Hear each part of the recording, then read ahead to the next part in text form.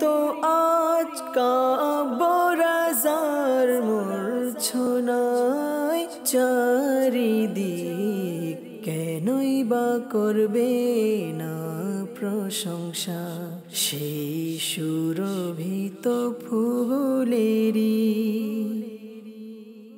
আলহামদুলিল্লাহি রাব্বিল আলামিন ওয়াসসালাতু ওয়াসসালামু আলা সাইয়্যিদিল মুরসালিন, আম্মা বা'দ, ফাআউযু বিল্লাহি মিনাশ শাইতানির রাজীম, বিসমিল্লাহির রহমানির রহিম। আসসালাতু ওয়াসসালামু আলাইকা ইয়া রাসূলুল্লাহ ওয়া আলা আলিকা ওয়া আসহাবিকা ইয়া হাবিবাল্লাহ। আসসালাতু ওয়াসসালামু আলাইকা ইয়া নবিয়াল্লাহ ওয়া আলা আলিকা ওয়া আসহাবিকা ইয়া নূরাল্লাহ। দূরেও কাছে, দেশেও প্রবাসে, যে যেখানেই রয়েছেন সকলকে একরাশ প্রীতি ও শুভেচ্ছা জানিয়ে শুরু করছি অনুষ্ঠান সুরের মূর্ছনায় কালামে রাজা। আর সুরের মূর্ছনায় কালামে রাজা অনুষ্ঠানে যেমনটি আপনারা জানেন যে আলা হজরত ইমামে আহলে সুন্নত মুজাদ্দিদে দ্বীন ও মিল্লাত শাহ ইমাম আহমদ রাজা খাঁ ফাজিলে বেরেলভী রহমতুল্লাহি তাআলা আলাইয়ের লিখিত বিখ্যাত কাব্যগ্রন্থ হাদায়েগে বকশিশ থেকে বিভিন্ন পর্বে বিভিন্ন কালাম চয়ন করে তার অনুবাদ সহকারে ব্যাখ্যা উপস্থাপনার চেষ্টা করি। আর এই পুরো অনুষ্ঠানটাই সাজানো হয়েছে মাদানী চ্যানেলের পক্ষ থেকে শুধুমাত্র আপনাদের জন্য। আপনাদের ভালোবাসায় সিক্ত হয়ে মাদানী চ্যানেল নিত্য নতুন অনুষ্ঠান পরিবেশন করে যাচ্ছে। দর্শক, চলুন কথা না বাড়িয়ে আমরা সরাসরি দরুদে পাকের ফজিলত সম্পর্কে জেনে নিই। দরুদে পাকের অগণিত ফজিলত রয়েছে, অসংখ্য ফজিলত। তন্মধ্যে একটি ফজিলত হচ্ছে আল্লাহ নবী হুজুরে আরবি সাল্লাল্লাহু তাআলা আলাইহি ওয়া আলিহি ওয়াসাল্লাম ইরশাদ করেছেন, যে ব্যক্তি আমার উপর একবার দুরূদ শরীফ পাঠ করে, জাস্ট ফর ওয়ান্স, একবার, আল্লাহ তাআলা তার জন্য কিরাত সম সওয়াব লিখে দেন। আর কিরাত হচ্ছে উহুদ পাহাড় সমপরিমাণ। এক কিরাত উহুদ পাহাড় সমপরিমাণ। এবার চিন্তা করে দেখুন যে একবার দরুদ শরীফ পাঠ করার কত নেকি, কত সওয়াব রয়েছে। এরপরেও কি আমরা উদাসীন হয়ে থাকব? না, ইনশাআল্লাহ আজ্জা ওয়া জাল আল্লাহর নবী সাল্লাল্লাহু আলাইহি ওয়াসাল্লামের প্রতি অধিক হারে আমরা দরুদে পাক পাঠ করব। আল্লাহ তাআলা সেই তৌফিক আমাদের দান করুন। মাদানী চ্যানেলের দর্শক ও শ্রোতা, খুবই চমৎকার একটি কালাম আজ আমরা চয়ন করেছি, যে কালাম ইনশাআল্লাহ আজ্জা ওয়া জাল আমাদের অন্তরে নবী প্রেম তো বৃদ্ধি করবেই করবে, পাশাপাশি আমাদের ঈমানকেও আরও বেশি উজ্জীবিত করবে, আরও বেশি উদ্ভাসিত করবে। তাহলে আর দেরি কেন, চলুন সরাসরি আমরা মূল অনুষ্ঠানে প্রবেশ করি। আলা হজরতের সেই বিখ্যাত কালাম, তিনি লিখেছেন, ফিরকে গলি গলি তবা, ফিরকে गली गली तबा, ठोकरें सबकी खाए क्यों, दिल को जो अक्ले दे खुदा, तेरी गली से जाए क्यों। Why should I wander from street to street, door to door, while being treated with utter humiliation? If Almighty Allah grants wisdom to my heart, why should I leave your most sacred station?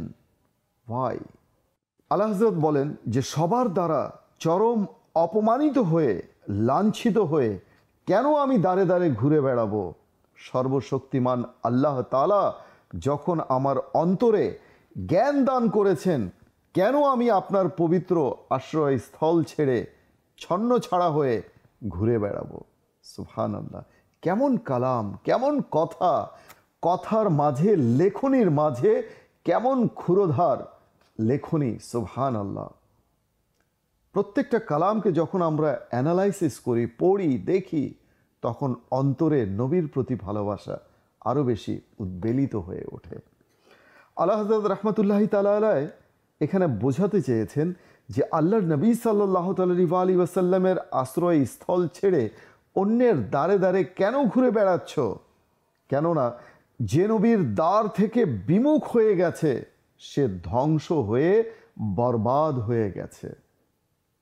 যে নবীর দ্বার ছেড়ে অন্যের দ্বারে দ্বারে ঘুরে বেড়িয়েছে, সে অপমানিত হয়েছে, লাঞ্ছিত হয়েছে।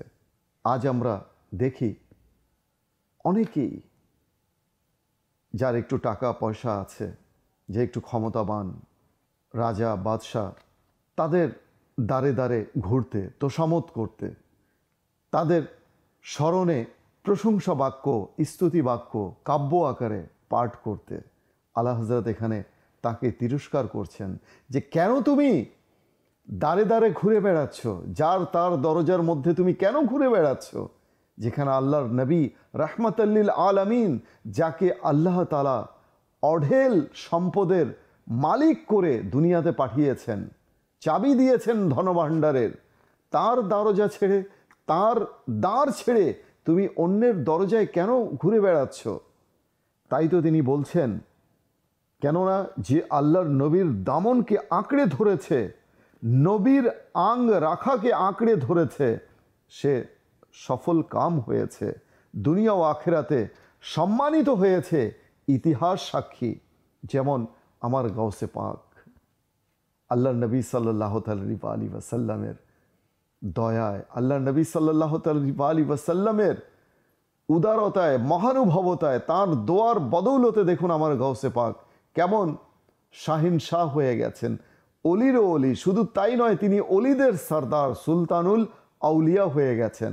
পক্ষান্তরে খাজা গরিবে নওয়াজ, তিনি গরিবদের সাহায্যকারী, কেমন তিনি হয়ে গেছেন। হিন্দের সরজমিনের মধ্যে যখন তিনি পা রেখেছেন, 92 লক্ষ অমুসলিম মুসলিম হয়ে গেছে। সুবহানাল্লাহ। ঠিক তদ্রূপ আমার আলা হযরত রাহমাতুল্লাহি তাআলা আলাইহি যখন ইশকে রসুলের মধ্যে কলম তুলে নিয়েছেন, তখন হাদায়েক বকশিশ রচিত হয়ে গেছে। যখন আল্লাহ তাআলার ঐশী বাণী মহাগ্রন্থ তিনি তার অনুবাদ করতে শুরু করেছেন, তখন বিশ্ববিখ্যাত কিতাব কনজুল ঈমান হয়ে গেছে। কেমন দান আল্লাহর নবী সাল্লাল্লাহু আলাইহি ওয়াসাল্লামের দরবারের। সুবহানাল্লাহ, সুবহানাল্লাহ। পক্ষান্তরে যে আল্লাহর নবীর দরবার থেকে বিমুখ হয়েছে, রসুল থেকে বিমুখ হয়েছে, সে দ্বারে দ্বারে লাঞ্ছিত হয়েছে, অপমানিত হয়েছে, ধ্বংস হয়ে গেছে। তাই তো কবি কত সুন্দর বলেছেন, वो के इस दर का हुआ खल्क खुदा उसकी हुई, वो के इस दर से फिरा अल्लाह उससे फिर गया। অর্থাৎ যে সেই দরবারের হয়ে গেছে, আল্লাহর সৃষ্টিকুল তার হয়ে গেছে, আর যে সেই দরবার থেকে বিমুখ হয়েছে, সে আল্লাহ পাকের বিরাগ ভাজন হয়েছে। আর তাই তো আলা হযরত স্মরণ করিয়ে দিয়ে বলছেন, কি বলছেন, फिर के गली गली तबा ठोकर सबकी खाए क्यों, दिल को जो अक्ले दे खुदा तेरी गली से जाए क्यों। फिर के गली गली तबा ठोकर सब की खाए क्यों, फिर के गली तबा ठोकर सब की खाए क्यों, दिल को जो अक्ल दे खुदा, हाँ दिल को जो अक्ल दे खुदा, तेरी गली से जाए क्यों, तेरी गली से जाए क्यों। সুবহানাল্লাহ, সুবহানাল্লাহ। এর পরের পংক্তিতে আলা হযরত লিখছেন, रुखसते काफिला का शोर गश से हमें उठाए क्यों, सोते हैं उनके साए में कोई हमें जगाए क्यों। Why should the clatter of the departing pilgrims wake me from my deep ecstatic condition? Why should anyone dare to wake me up while I am asleep under the shadow of his exalted station? Subhanallah. কেন বিদায়ী হজ যাত্রীদের কোলাহল হচ্ছে? তিনি বলছেন, কেন বিদায়ী হজ যাত্রীদের কোলাহল হচ্ছে? গভীর প্রশান্তিময় ভাবাবেগ থেকে আমাকে জাগ্রত করছে। কেউ কেন আমাকে জাগ্রত করবে যখন আমি তার মর্যাদাপূর্ণ মহিমান্বিত ছায়ায় ঘুমিয়ে আছি। সুবহানাল্লাহ।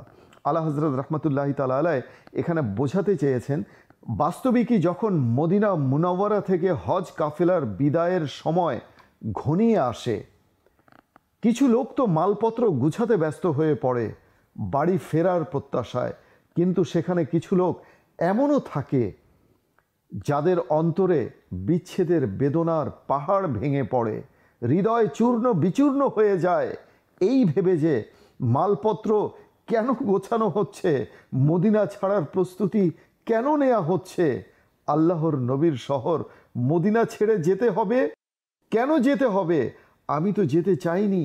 এই বিচ্ছেদের কথা চিন্তা করে আশিকের হৃদয় যেন বেদনা বিধুর হয়ে ওঠে।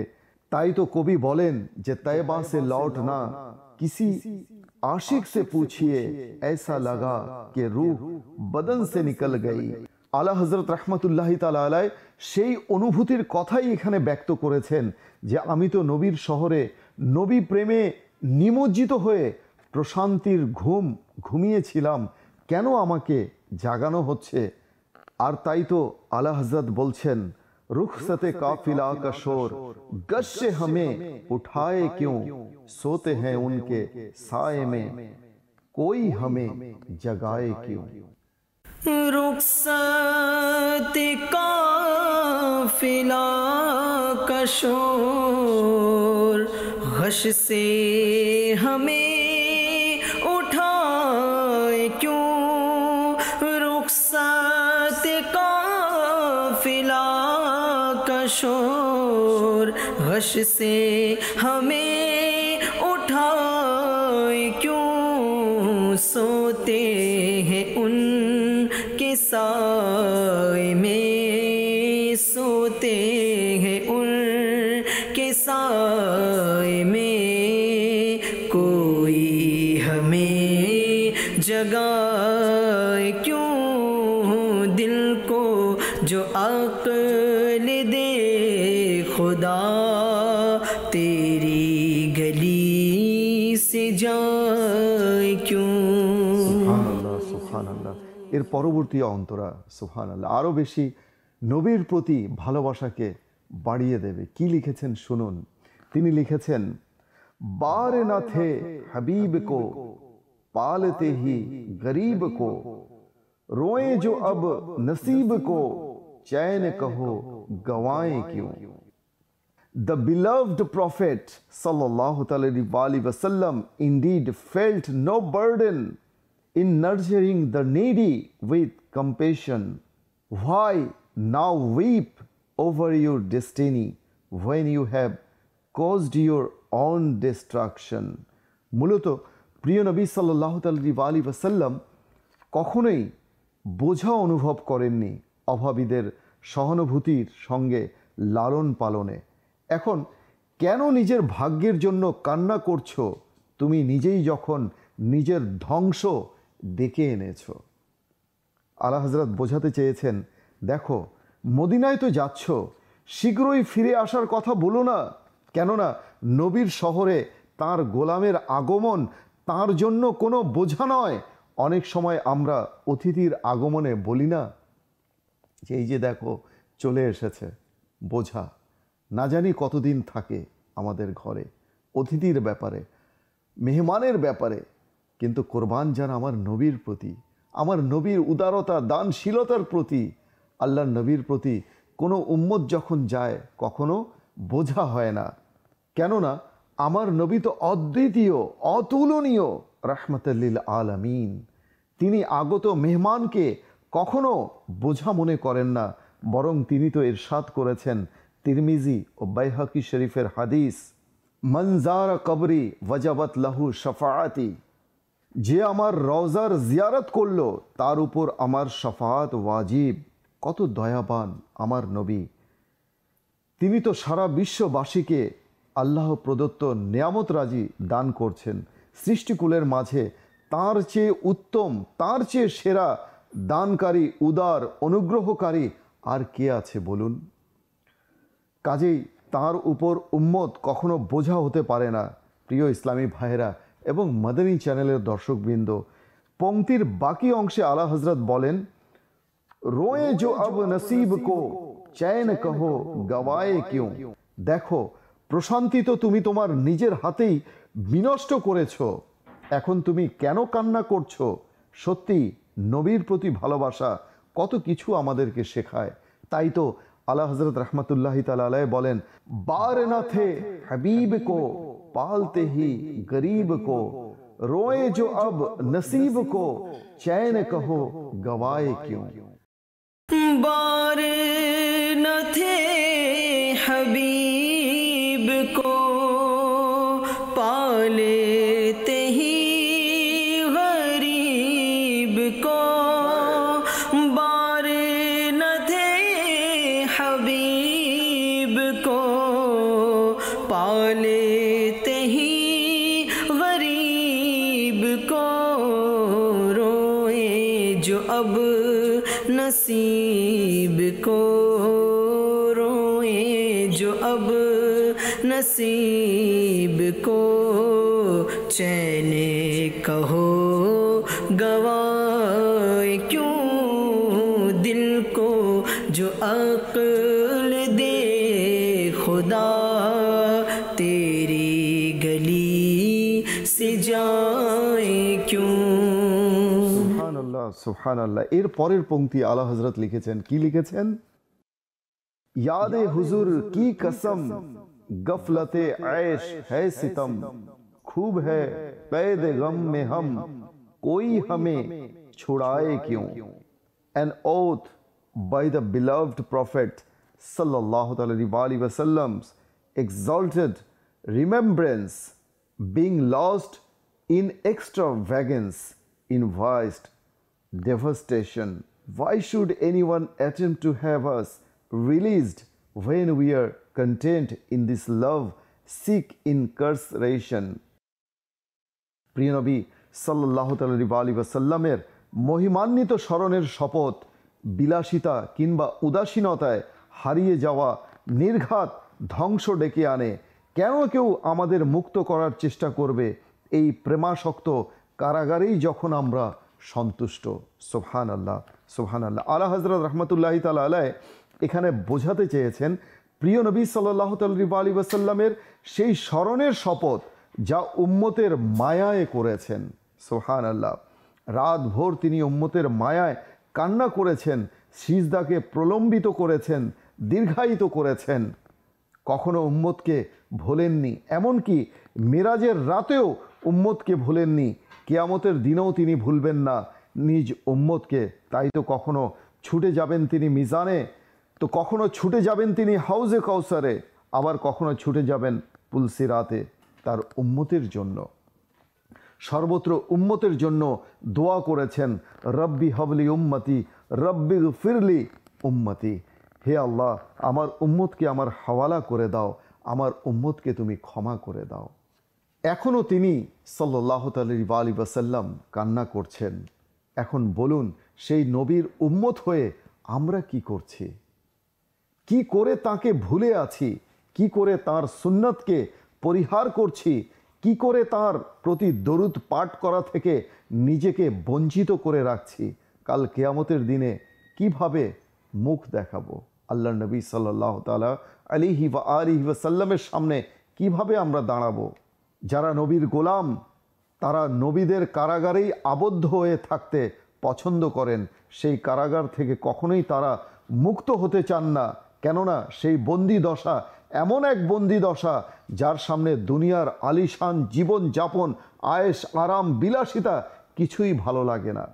আর তাই তো আলা হযরত রহমতুল্লাহি তাআলা আলাইহি কতই না চমৎকার বলেছেন, जन्नत न दे ना दे तेरी रुयत हो खैर से, उस गुल के आगे किसको हवस बरगो बर की है। অর্থাৎ এর সারাংশ কিছুটা এরূপ, জান্নাত যদি নাও পাই দুঃখ নেই, জান্নাত ওয়ালাকে চাই। জান্নাতের মালিক ও মুখতার যদি রাজি হয়ে যান তাহলে জান্নাতও পেয়ে যাব ইনশাআল্লাহ আজ্জা ওয়াজাল।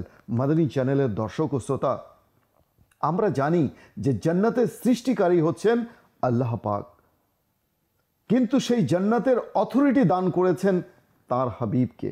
আর তাই তো আলা হযরত রহমতুল্লাহি তাআলা আলাইহি কতই না চমৎকার বলেছেন। কি বলেছেন?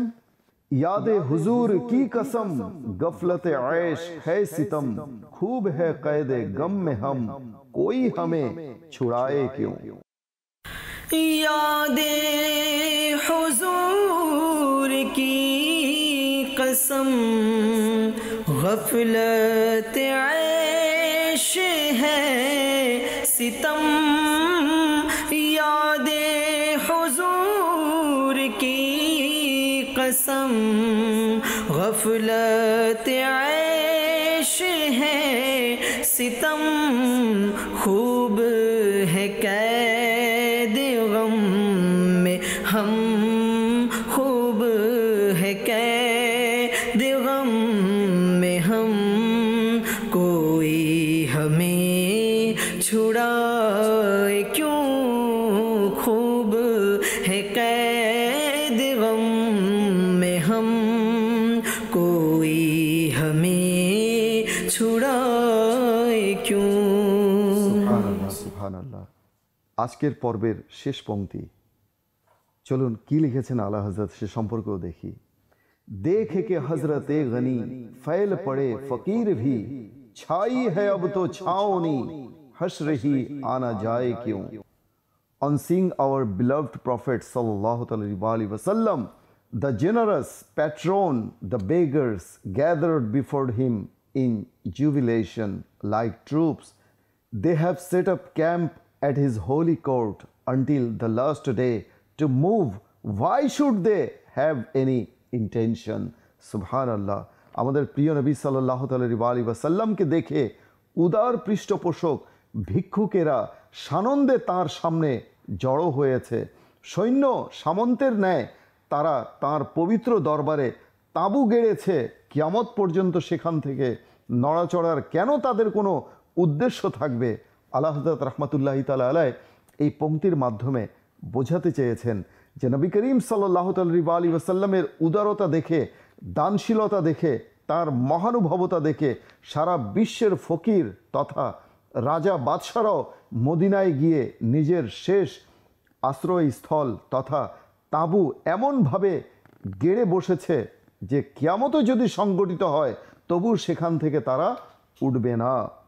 অর্থাৎ পৃথিবীর মোহ ত্যাগ করে নিজ সমাধি গড়ে নিয়েছে জান্নাতুল বাকিতে।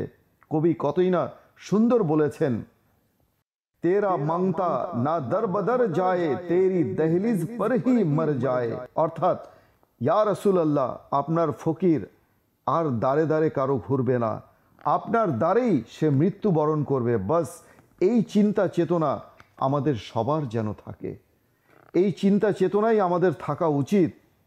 আমাদের দোয়াও করা উচিত যে হে আল্লাহ, আমাদের মৃত্যু মদিনায় নসিব করো, হুজুরের কদমে জান্নাতুল বাকিতে যেন আমাদের দাফন হয়। এখন প্রশ্ন জাগতে পারে, কেন এই দোয়া করতে হবে? আমি বলবো, কেনই বা করব না? কেননা বুখারী ও মুসলিম শরীফে যে বর্ণিত রয়েছে, কি বর্ণিত রয়েছে? হযরত যায়েদ বিন সাবিত রাদিয়াল্লাহু তাআলা আনহু থেকে বর্ণিত। তিনি বলেন, রাসূলুল্লাহ সাল্লাল্লাহু আলাইহি ওয়াসাল্লাম ইরশাদ করেন, নিশ্চয়ই মদিনা গুনাহকে দূরে সরিয়ে দেয় যেভাবে আগুন রৌপের আবর্জনা দূরীভূত করে। আল্লাহ নবী সাল্লাল্লাহু আলাইহি ওয়াসাল্লাম আরও ইরশাদ করেন, তোমাদের যার পক্ষে সম্ভব হয় সে যেন মদিনায় মৃত্যুবরণ করে, আর যে মদিনায় মৃত্যুবরণ করবে তার জন্য আমি শাফাআত তথা সুপারিশ করব। আর তাই তো আলা হযরত রাহমাতুল্লাহি তাআলা আলাইহি লিখেছেন, কি লিখেছেন? देख के हजरत गनी फैल पड़े फकीर भी, छाई है अब तो छावनी हश्र ही आना जाए क्यों। सुभान अल्लाह। देख के हजरत गनी फैले पड़े फकीर भी, देख के हजरत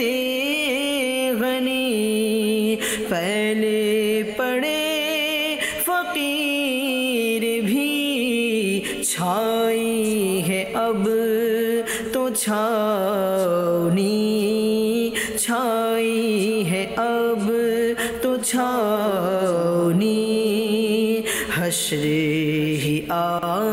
न जाए क्यों फिर के गली गली तबाह ठोकर सब की खाए क्यों दिल को जो अक्ल दे खुदा तेरी गली से जाए क्यों तेरी गली से जाए क्यों। সুবহানাল্লাহ সুবহানাল্লাহ। মাদানী চ্যানেলের দর্শকবৃন্দ, সত্যিকার ভাবে যদি বলতেই হয় এই অনুষ্ঠান ছেড়ে যেতে ইচ্ছা করে না। এর অনুবাদগুলো ব্যাখ্যাগুলো যখন পড়ি আলা হযরতের কালামের, তখন আর কোনো কিছু ঠিক থাকে না। মন ব্যাকুল হয়ে যায় মদিনার প্রেমে, মদিনার ভালোবাসায়। আল্লাহ তাআলা আমাদের সকলের অন্তরে মদিনার ভালোবাসা, নবীর ভালোবাসাকে প্রবিদ্ধ করে দিক, সেই প্রত্যাশা নিয়ে বিদায় নিচ্ছি।